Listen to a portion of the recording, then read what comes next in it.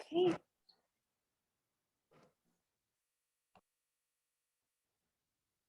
Hello, everyone.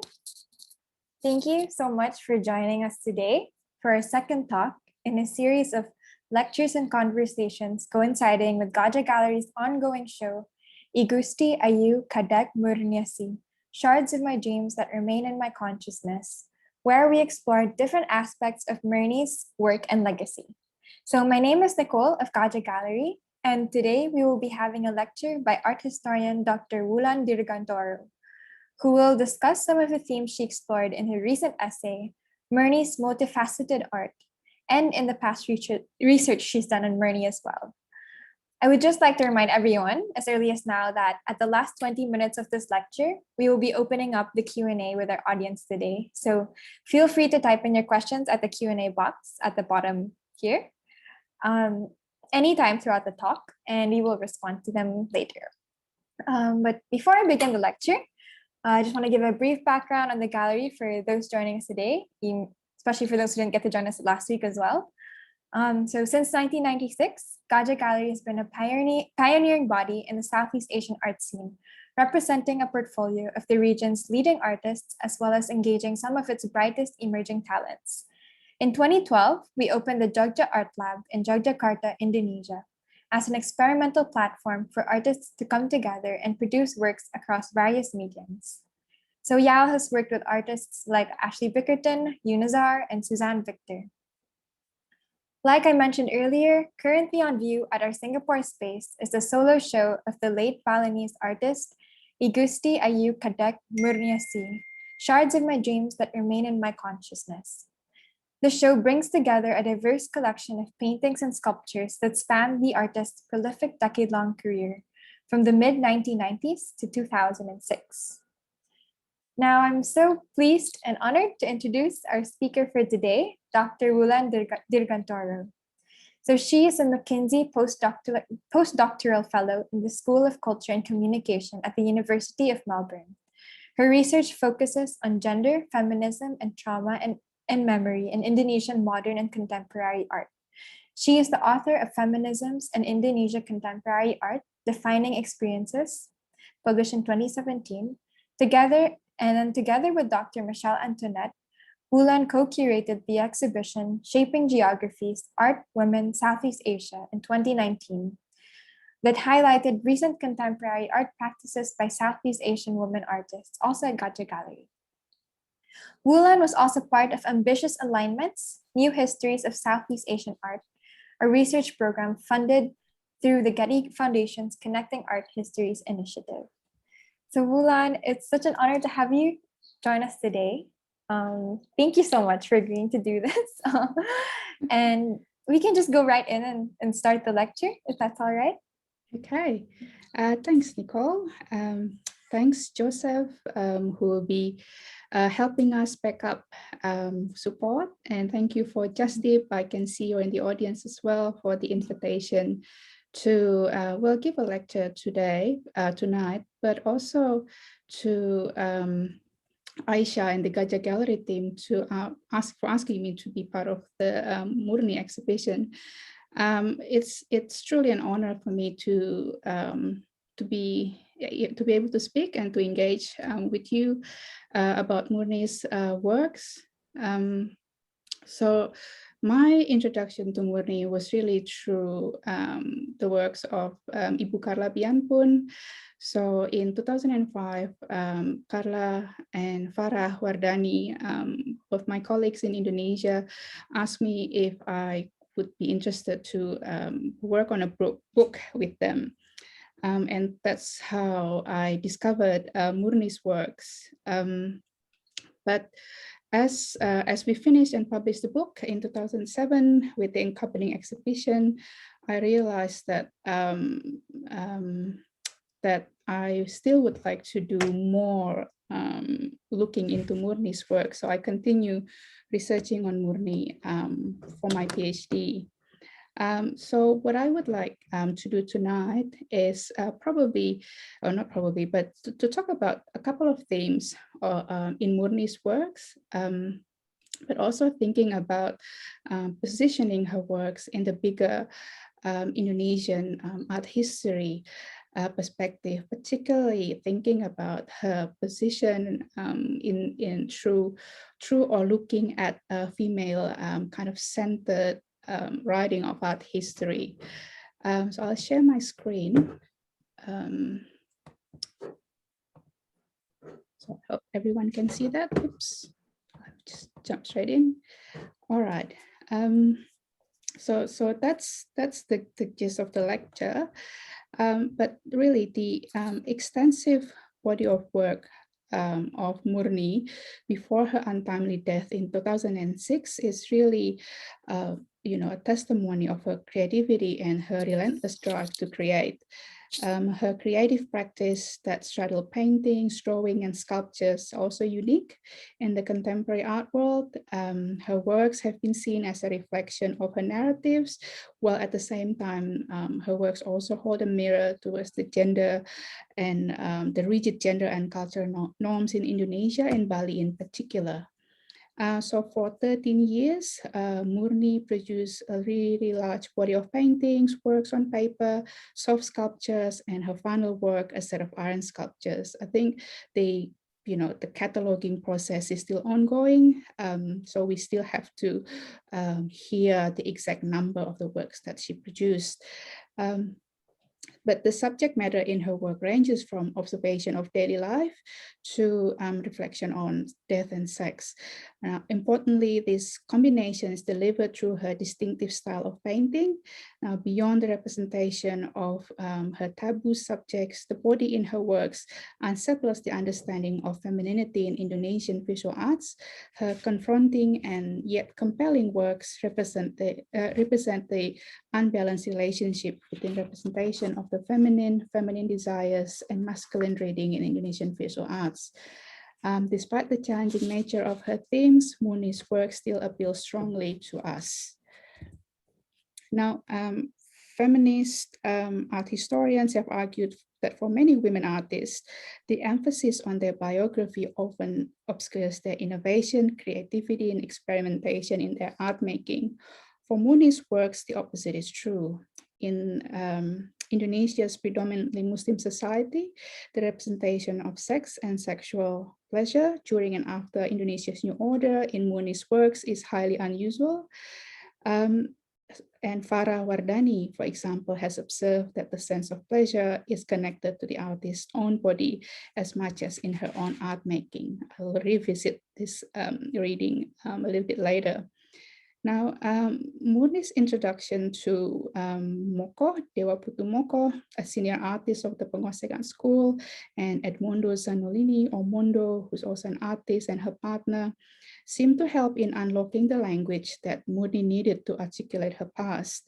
While Moko favored the gentle humor and everyday life in his works, represented with earthy, muted colors typical of the Pengosekan style, the style is characterized by the thick black ink outline and grading inside the outline, gives Murni's painting their distinct soft lines. Her paintings further simplified and flattened the forms and often reduced the background into a single block of color, the contrast to the relatively busy background. School, as you can see in the slides here, the images in this slide here. Now, Hendro Wianto, curator and writer, observed that Murni was less interested in depicting everyday scenes as her mentor Moko did. Furthermore, Murni was also less interested in filling her canvases with objects and shapes that generally occupied the whole canvas of traditional Balinese painters. Wianto attributed this tendency to Murni's affinity with the works of Lampard, one of the prominent painters in the pre-war period in Bali. In Lampard's painting, the decorative background was stripped bare to bring focus to a single scene or subject matter, an approach that was considered groundbreaking at that time. Murni's strategy was quite similar, but in contrast to Lampard, she filled the empty spaces with color plays. She also explored a variety of colors from muted ochre or teal and terracotta, the Pengosekan style, to vivid neon greens, blues in this painting here, that resembled street stickers often seen on public transport in Indonesia. In her canvas, the background reflects her strong instinct for color and composition. And while Murni used traditional techniques to create her art, her subject matter remained empathically modern and deeply intimate. She has been quoted that she paints her own life. This is often seen as a shorthand for the interpretation of her paintings. Equally important is the artist's strategy in representing bodies. In Murni's own words, the body is beautiful and cannot be expressed in words. The critics and writers who have written about Murni noted that her works do not shy away from images of pleasure, sexual acts, and even transgressive ones.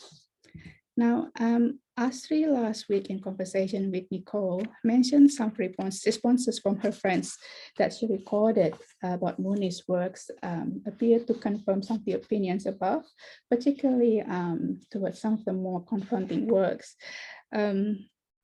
I'd like to note that the abject body in Indonesian art are not limited to Murni's works. Other male artists such as Tisna Sanjaya here and Heri Dono, Ivan Sagita have represented them, this kind of abject bodies as a representation of the sick condition of Indonesia's socio-political landscape. Entang Wiharso, for example, an artist who was based in Jogja, noted that there was a sense of loss of moral cohesion, and Indonesia experienced one big amuk or psychic disturbance followed by the manic urge to murder. This was particularly in the period of 1998-1999. So the representation of the abject and the grotesque gained resonance in visual arts in post-New Order era to capture the period of political uncertainties and sporadic violence across Indonesia. But to return to Murni's works and reflecting about what Nicole and Astri's conversation last week, I would like to stay with this discomfort for a little while to gain more insight what discomfort means for the artist and for us as the viewer. So Murni's works have been described as violent and absurdist, surreal, as well as candid and humorous. Others have argued that the representation of violent acts perpetrated on the various female bodies depicts the trauma of sexual abuse that the artist experienced as a small child. The artist's depiction of the body, here I want to focus on her depiction of excess, can be seen as articulating the overwhelmed senses commonly experienced by trauma survivors, images, sensations, and emotions jostle on her canvases in the forms of fragments, exaggerated body parts, fantastic animals, hybrids in the form of half animal, half objects, form the fragmented narratives from her memory. We might consider, in particular, the work of memory at play in the act of painting. The techniques of memory include 4 fundamental types of elements: material tools, symbolic systems, the act of making, or the process that creates continuity between tool and grammar, and trace objects that is the result of the process. Here, painting is both a technique and a trace. Painting enacts the possibility of the transition from a biological inscription of the traumatic event in the flesh of the body, which leads to psychic distress, to a symbolic inscription of this event. The act of painting allows for a revisualizing of an experience at the limits of the humanly possible, of that which, having left its mark on the body, is difficult, if not impossible, to speak and to represent. This way, the very act of painting might relieve the artist of a weight that is too heavy for her to carry alone. The subject then can allow herself to forget, even if only for a moment, as soon as the experience is written elsewhere than in or on the body. So when Murni picks up a brush, the affective charge associated with the mnemic trace turns into motor energy, the codified hand and arm movements of painting. This quote-up effect is thus transformed into a codified bodily gesture that follows the rules of painting, that traces contours and mixes colors, that arranges and organizes the memory and gives them form. In the process of painting, there's a literal deposit of mnemic trace, from her fingertips to the canvas to an entity that exists outside the body. Thus, we can extend the reading of trauma into the artist's art-making processes beyond the symbols on her canvas. Yet at the same time, in articulating fragments of a trauma through painting, the artist may discover a pathway towards reconnecting with her body. Remember that Murni said the body is beautiful and cannot be expressed in words. This painting can be used to illustrate the subject matter. As you can see, the painting depicts three anomalous figures or objects with only the center figure identifiable as human with female characteristics. She painted the figure sideways as naked and wearing a pair of boots. She elongated both arms with one extending over the figure's head like an umbrella. One hand passes through the figure's stomach and the other hand sticks its thumb into the crotch. The hand that goes through the stomach is open, and long claws on the hand is entwined with the flowing red hair. We can see that two objects flank the central figure in reverse mirroring, whose shapes suggest pregnant female bodies wearing high-heeled shoes topped by heads with the geometrical structures found in Balinese temples architecture. In Murni's painting, the body parts that violate each other have been transformed into representation of entanglement of female grotesque, excess, and desire. When we look at the painting, our eyes are immediately drawn to the sinuous black lines and the circular effect generated by the arms and the hair that conveys a sense of centrality, rather than the violence implied by most writers. Both the head and the circularity of the arms echo the Balinese symbol of yantra lingkaran, or circular diagram, which symbolizes unity and the will of life. The title of the painting may give us a hint. Nyut-nyut is an Indonesian slang word that describes the throbbing sensation caused by either pain or pleasure. The ambiguous word emphasizes the narrative content of the painting, as well as being a way for the artist to affirm her version of female pleasure. Thus, instead of only depicting violence or masochistic desire, the violated female body in this painting could represent a sense in knowing and accepting the intensity of desire from within the feminine. Now, Murni's story is also about highlighting the gaps in Indonesian art history. Feminist art historians have highlighted that women as artists show remarkable resilience given the lack of support and prejudice that they experience. Similarly, in Indonesia, women continue to make art and contribute to developing artistic and art historical discourse from the early years of Indonesian art to more contemporary times. Hendro Wianto, who curated Murni's first exhibition in 2000, observes that Murni's practice can be situated in both Balinese and Indonesian art history, from the support of Mary Northmore in Seniwati Gallery, their role in mentoring and promoting Murni's early career, Cemeti Art Gallery support between 1999-2000, to the close relation between Moko and Mondo.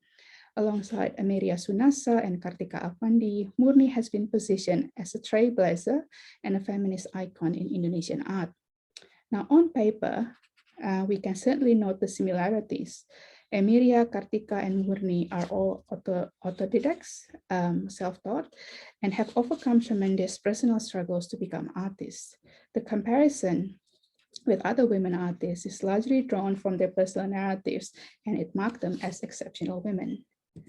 Now, allow me to make a slight detour to the works of one work of Ameria Sunasa to discuss these connective moments in Indonesian art history. Now, in looking for female lineage in Indonesian art history, scholars position Ameria as a pioneer and the mother of Indonesian modern art, alongside the male pioneers from Persagi by elevating her otherness. While these new labels are arguably positive and should, given the paucity of studies on Indonesian women artists be welcome, this reading of the work still risks being labeled women's topic. In Indonesia, there's a general belief that women artists only speak of their personal experience, and an audience facing the two paintings that I will look at may encounter this existing framing. Both Ameria and Murni's paintings, particularly self-portraits of the former, often tapped into their narratives as women and outsiders. So this is a painting of Ameria that I would like to focus. This is a painting that's really created in her later period in 1950s. So Heidi Arbuckle's study has examined Emilia's nude self-portrait as a way for the artist to escape the confinement of her ailing body, and in particular, this last known painting titled Pensive. Now, Heidi Arbuckle assigned titles to a few of her paintings during her Heidi Arbuckle's 10-year research project. So Emilia left many of her works untitled or undated. The painting is unusual that it departed from the stylistic approach of the artist during the period. The artist seemed to have abandoned her exploration of cubism and have returned to a more free style, as exemplified by her depiction of the foreground and background in the painting, with different parts melding together. Emilia also added other elements that emphasize the oddity of the painting. The figure is holding her head with her eyes closed, her lips are thinly stretched, and her expression seems to suggest exasperation or exhaustion. Now, Heidi Arbuckle stated that the painting is elusive and difficult to read, and suggested that it could be seen as an emblematic of transformation that occurred in the artist's early life and self-identity shortly before she left Jakarta for unknown reasons. Certainly, the overall mood of the painting is also of distancing and turmoil, as suggested by the figure's body language. The figure is not depicted in full length, but is cut off just below the crotch area. Violence is implied through depiction of the displaced body parts. In addition to the missing legs, the arms and the breast appear to be added on, rather than forming a cohesive part of the body. Drawing on the artist's personal history, the representation of violence in the painting appeared to arise from external influences, but could also be the artist's personal reflection on aging. Arbuckle's reading gave the painting a feminist perspective. It was an act of defiance against the male, colonial way of looking by the artist through a celebration of the female grotesque body. In pairing the two paintings of Emilia Sunasa and Murniasih, we can, on surface, trace the lineage of Murni's visual language to Emilia's paintings, such as through the excess of body parts and representation of the naked female body. Here we could argue both artists use an excess of femininity, not only to reject the patriarchal gaze, but also to elevate their personal history to the foreground through universally symbolic signs. The framing also attempts to recontextualize them in Indonesian art history through a female-centered approach. Now, conventional art history might make this connection to explain the occurrence of specific motifs and symbols in an artist's body of work. However, Emilia's work was only rediscovered by a handful of art historians in the mid-2000s. Moreover, the painting Pensive is not part of Emilia's more known works. It is in a private collection and quite possibly has never been exhibited before. While Murni was familiar with many Western art and Indonesian art, it's quite likely that she had never seen or was familiar with Emilia's works before she passed away in 2006. And I'd love to be corrected if I'm wrong here. The comparison thus reconnects them thematically through their representational strategy. Here we could argue that both artists not only reject the patriarchal gaze, but also to elevate the personal history to the foreground, as I said, through universal symbolic sign. But paradoxically, I would also say that rather than representing continuation, the two artworks actually represented ruptures in the mainstream Indonesian art historiography. So Murni's paintings have been hailed as celebrating the strength and creativity of Balinese women, particularly through her expressions of sexuality and exposure of the imbalance in traditional Balinese gender relations.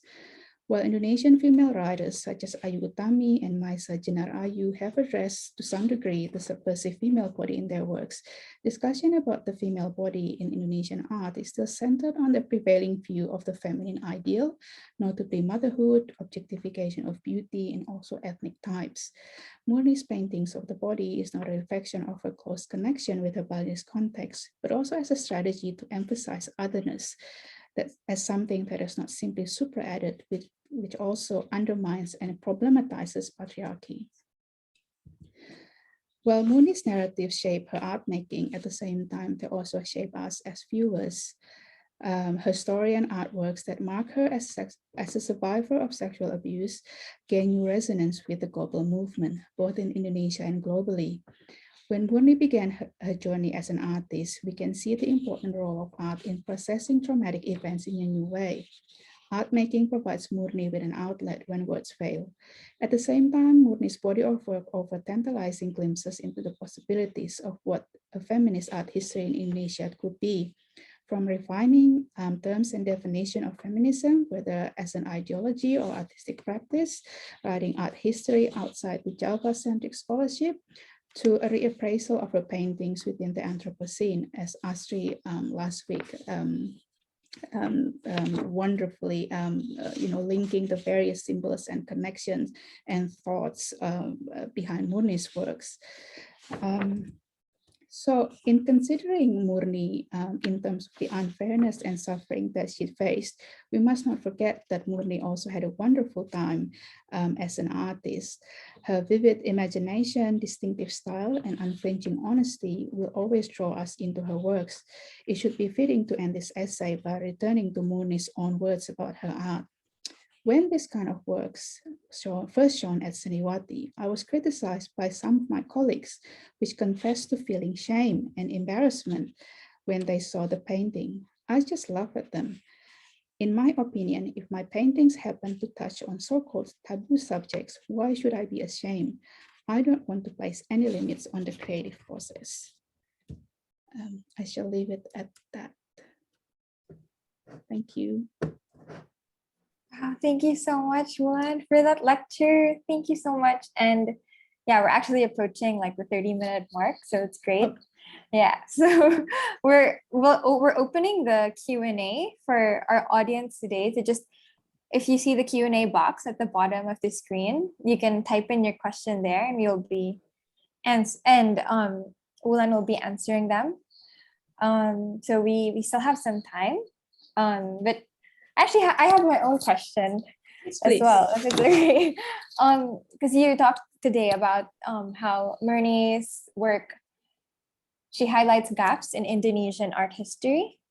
I'm curious, like, because we're also talking about, in a way, like an artist's legacy, and how like connected or interdependent are art history and an artist's legacy. Like, can an artist have a legacy without necessarily being in the art history canon, and who has like the right to shape an artist's legacy after they pass?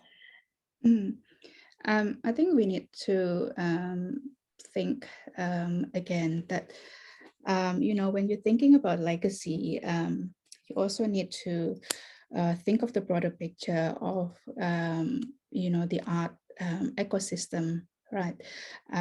So of course, the artist's legacy would depend on a lot of things, right? Accessibility, scholarship, existing body of works, and so on, and also appraisal from various, if you like, stakeholders. Then but for someone like Murni, who is very much shaped and supported, in her days as when she was still training and mentoring, I think we should also think about what is the role of community in, in Murni's own artistic production. Yeah. And after an artist passed away, how does the community still see or think about that particular artist's body of work? I mean, it's not uncommon in Indonesia for an artist to open a museum, private museum, because the government support you can't rely on the support from the government, if you like, to maintain that. So that's one way of continuing their own legacy, right? But at the same time, it will be much stronger if that museum itself is also part of a community network, right? That it's alive, not just as a museum to display the works, but it continues to create conversation. I think that's what it means. And I think in Balinese context, that's very important to have that sense of aliveness. Yeah, we saw that in when you're doing a research and that Celebrating Murni exhibition that I think happened 2016, if I'm not mistaken, where artists, the younger artists in Bali as well, so responded to Murni's work and created works of their own. Thank you for that. I'm also interested to know, since you also mentioned a bit about contemporary and the Me Too movement, and the importance of Murni's biography, because her art is tied to her personal history, which is in many ways very delicate to write about because of the trauma she faced. To you as an art historian and an art writer, how can future art writers, for instance, today be more sensitive in detailing Murni's story, or even artists in general who confront trauma and violence in their art? And like, if you have any suggestions on the kind of language that can be used in light of, recent findings on trauma that have resurfaced because of the, global Me Too movement. Global Me Too movement, yeah. I wouldn't, I think it's like this. In focusing on the biography, we tend to forget that artists are also image maker, right? And so in Murni's work, in Murni's context, while she did say that I paint my own life, but she's also very active in terms of looking, making, creating images, symbols in her paintings. So by focusing on that, her biography alone, we forgot about her creativity, we forgot about her innovation, and we forgot about all those brilliant technical aspect or experimentation that she created in her works, right, through her works. And so that's one aspect of that. And another one is then, while biography is very closely linked to her works, but then at some point we have to be able to kind of think about,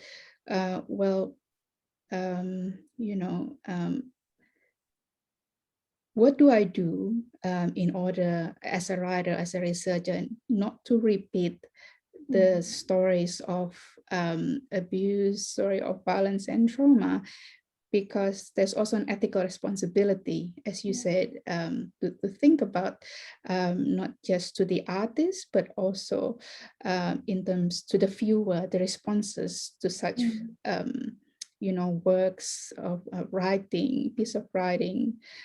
So I think that's that line where you need to kind of be aware in terms of, are you sensationalizing her work? So are you being respectful towards the artist's story?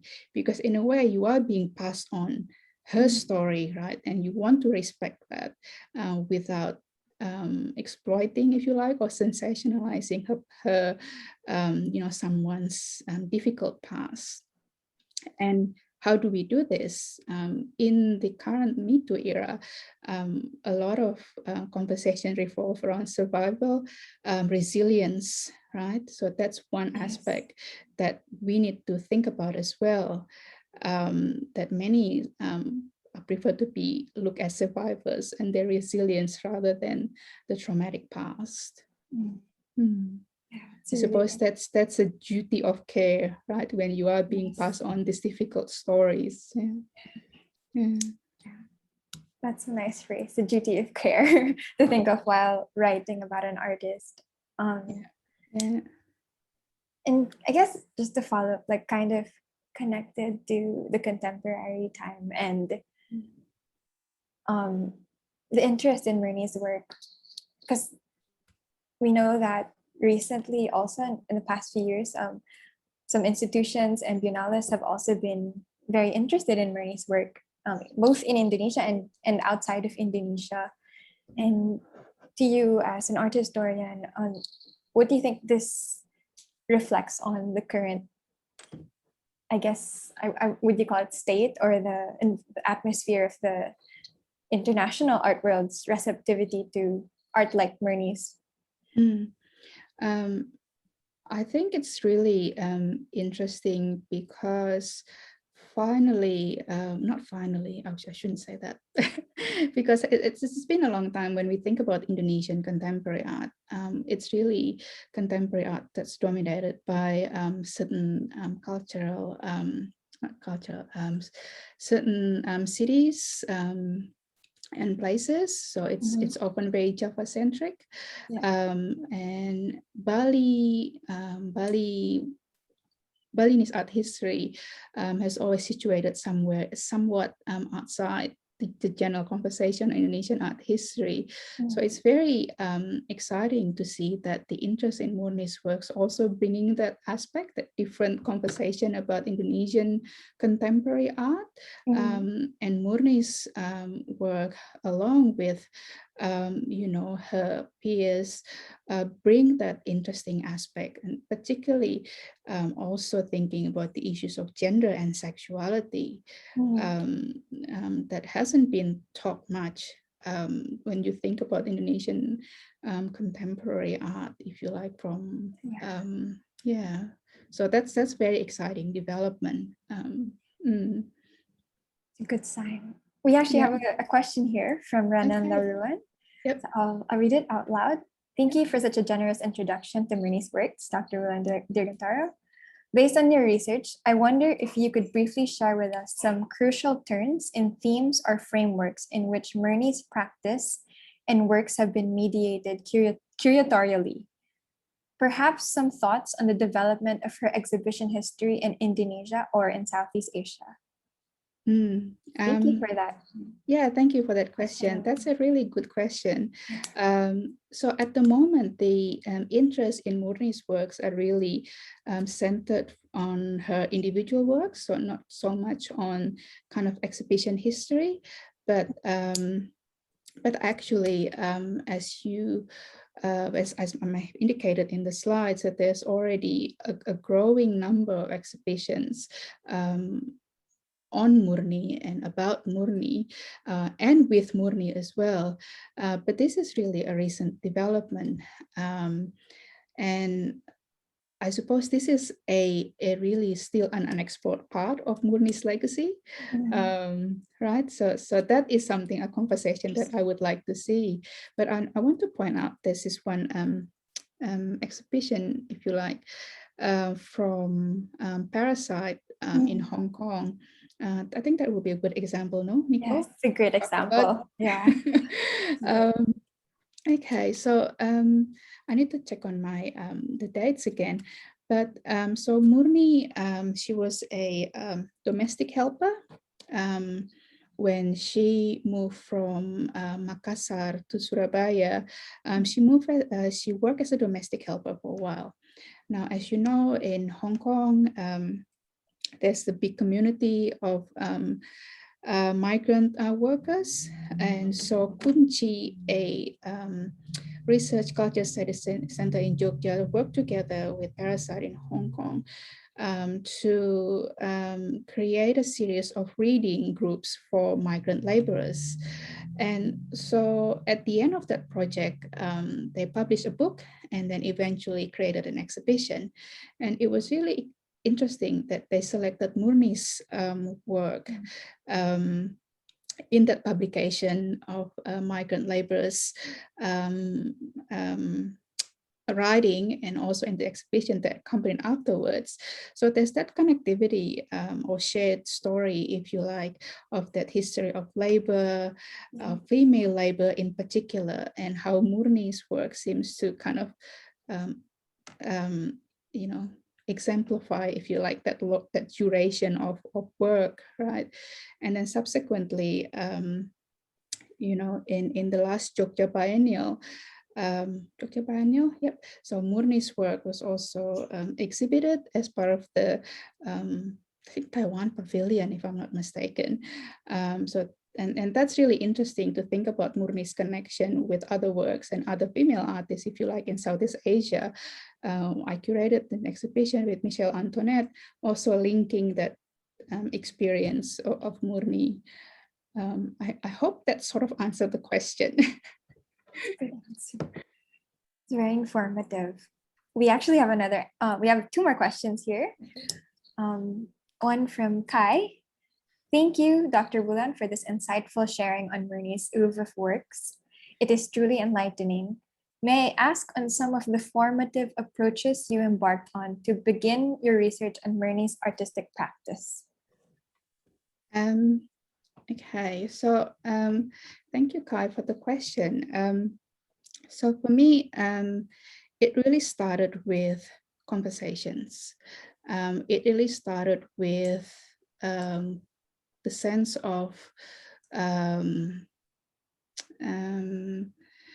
but for many people, it will be the sense of knowing works, right? Knowing her works, if you like.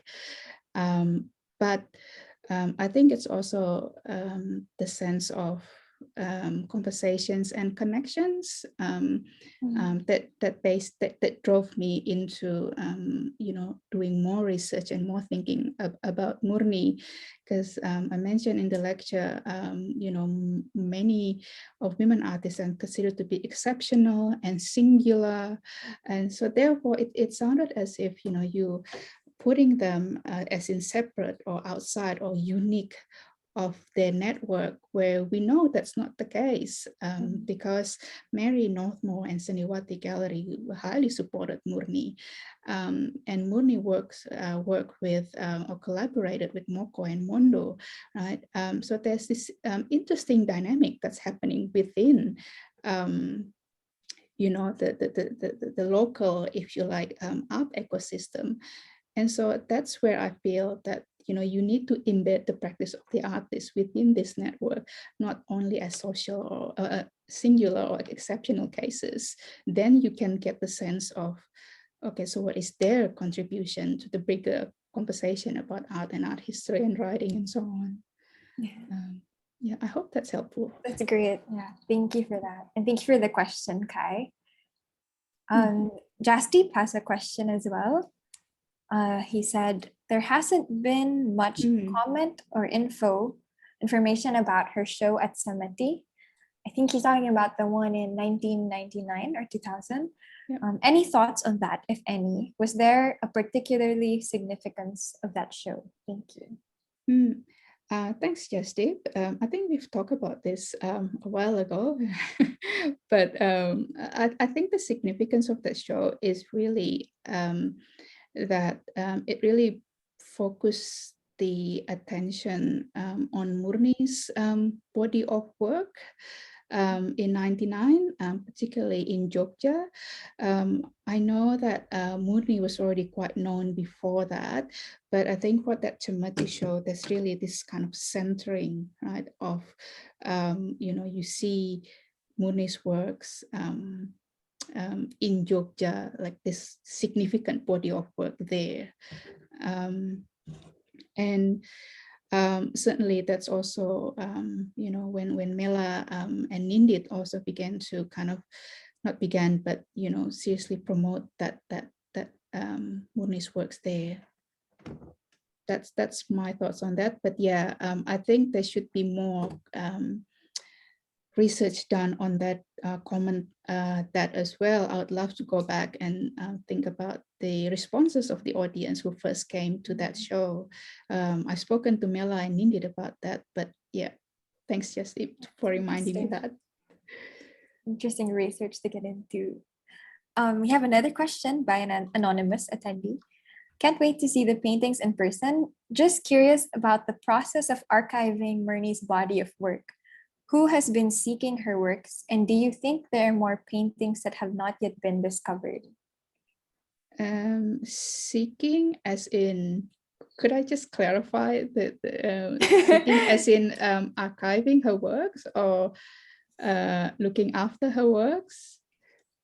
Well, if the person who asked this, if you would like to clarify, but maybe who would want to get access maybe to seeing her works, or whether even just viewing or perhaps collecting. I'm just taking a guess here. Okay, but seeking her works. Okay, so I think if I'm reading, how I'm reading this correctly, but in terms of archiving, it's mostly done by Mondo, her partner then.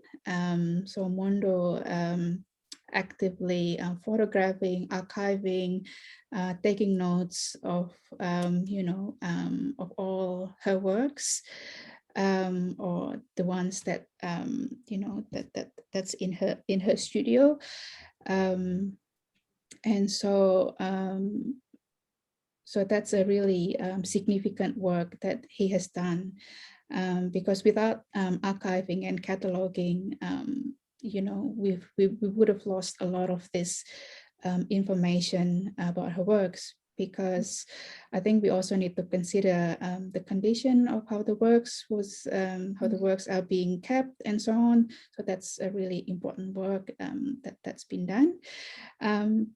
And there are more paintings that have not yet been discovered, quite possibly, because we know that Murni was a very active, proactive artist in terms of, she's very savvy, very commercial. In terms of savvy commercially, she knows the value of her works, and she promotes herself really well. She promoted herself really well. And so there are, I believe that there are works of Murni's works out there that we have not been cataloged yet. I'm sure the owners know this is a work by Murniasih, but we'll still be interested to see that. Yeah, would be another really good project to get into. Yeah. Justy just made a comment here that the gallery too has been starting to collate as much info on works, articles, etc. as part of the research process. Oh, so thanks, Justy. Aspect of the archiving. Yes. Yeah. So giving a shout out to everyone that Justy here is offering. If anyone's doing research, contact the gallery. Yeah. Yeah. Yeah, that's the aspect of archiving an artist is really important as well. And it seems like something that artists now are very aware of. Archiving their own works. Yeah, definitely. And I think, Nicole, I have a question for you. Oh, okay. Sure. Surprise. I'm curious also to hear about, because you've written really very empathic approach to Murni through your essay. Or maybe you can also share about your writing process. How do you approach Murni's story and biography? Okay. I think how it started is I wanted to gather as much information as I could from the research you've done. I think Carla is here as well, Ibu Carla. All the things I could find that was written about her, both when she was alive and after, like primary sources as well as secondary resources, information afterwards. And what was important as well was trying to get a good balance of that, what's been written about her, and also like the interviewing process of people who knew her when she was alive, like interviewing Mondo, interviewing her good friend Niwayan Sorniti, even interviewing Astri, because she also knew her personally, getting all those, and Ibu Carla as well. I also did an email interview with her. all that because it was a good balance of her personality as well as the reception of her works. So like the news articles that we got, for instance, from the IVAA was a good insight on like the public's reception to her, and also the people who knew her really closely. And also I wanted as much as possible to get Murni's voice. So in those articles, thankfully there were so many people, I mean a good number of people who interviewed her and put her voice in the article. So it was really good to get that because it kind of put in her spirit as well in the biography that I wanted to get as much as possible. And then as well as putting in, of course, like some significant artworks that I thought were particularly in connection to her life.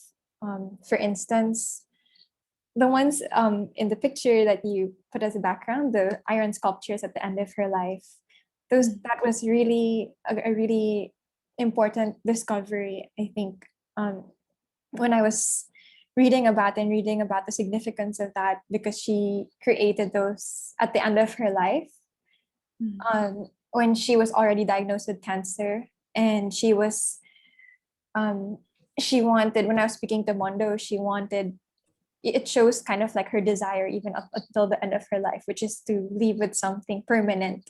That's why she chose iron, and to leave with something that would last. And just knowing that she made that, and what she was going through during her life at that time was really powerful in that sense. And those discoveries of her biography was a really interesting experience as well, and also in interpreting her works. And I hope it's just like there's more that will be done as well after.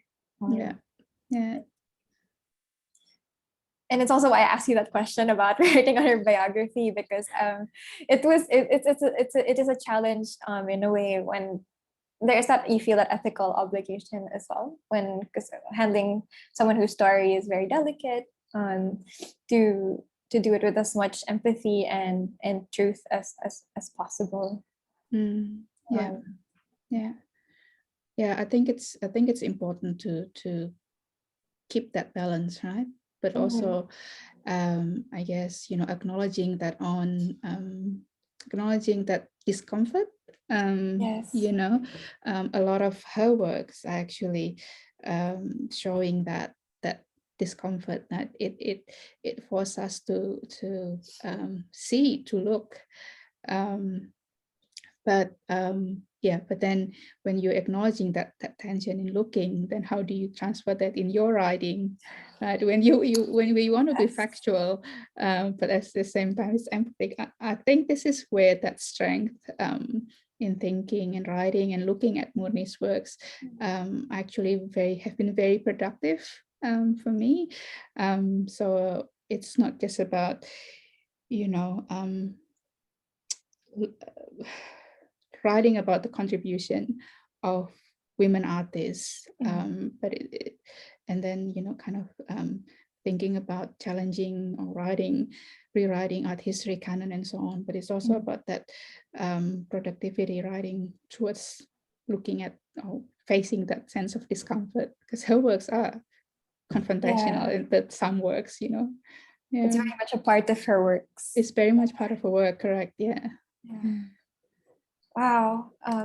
We're actually almost approaching the end of our time. Okay. So you actually answered very well. Thank you. We have a few minutes left, but if anyone has any other follow-up questions, you can type them here. But in the meantime, while we've answered all of the questions so far, I'll just make some announcements. But firstly, I want to thank you so much for Wulan for joining us today and generously sharing your time and your expertise with us today too. Thank you. And for those who would like to have a copy of the publication that contains Wulan's essay, you can go to our website at gajagallery.com to pre-order the exhibition catalog. So it's now available there on our website. And then our next conversation will be this weekend on Saturday, July 31 from 3 to 4 p.m., featuring a panel discussion hosted by Plural Art Magazine, where they will explore how Murni's works is relevant in today's lived experiences of collectors, contemporary artists, and women's rights activists. So initially it was going to be physical in our Singapore space, but now it's been moved online and it will be held over Zoom. So you can sign up through it by checking our social media pages and our website. And for those who are in Singapore, our physical exhibit is still ongoing and is open until the 15th of August. And we will be open even during the National Day on August 9. So we hope to see you there. And please do check out our website at gajagallery.com and social media pages on Instagram and Facebook for further announcement on the show and our events. So yeah, I think all the questions have been answered. And thank you again so much, Wulan, for your wonderful talk today. Thank you. And thanks everyone for attending. Thank you. Thank you also for our attendees today. All right. Thanks, Nicole. Thank you.